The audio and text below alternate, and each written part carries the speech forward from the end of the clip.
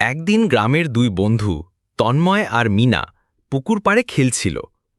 খেলতে খেলতে হঠাৎ তারা পাশের বনের দিকে চলে যায়। গাছপালা ঘন হয়ে আসে আর তারা পথ হারিয়ে ফেলে। আতঙ্কে ছুটতে ছুটতে তারা আলাদা হয়ে যায়।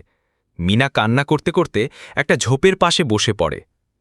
অন্যদিকে তন্ময় জঙ্গলের ভেতর দিয়ে হাঁটতে হাঁটতে এক বিশাল হাতির সামনে পড়ে।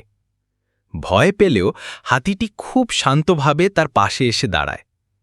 তন্ময় হাতির সঙ্গে বন্ধুত্ব করে ফেলে এবং তাকে মিনা খুঁজে পেতে সাহায্য করার অনুরোধ করে। হাতিটি তার গা হেলিয়ে বুঝিয়ে দেয় সে সাহায্য করবে। তারা দুজনে মিলে পুরো জঙ্গল চষে ফেলে। অবশেষে এক জলের ধারে মিনাকে খুঁজে পায়। মিনা খুশিতে কেঁদে ফেলে। তিনজন একসঙ্গে গ্রামে ফিরে আসে। হাতিটিকে গ্রামের সবাই স্বাগত জানায়। সেই থেকে তন্ময়, মিনা ও হাতি তিনজন হয় অটুট বন্ধু।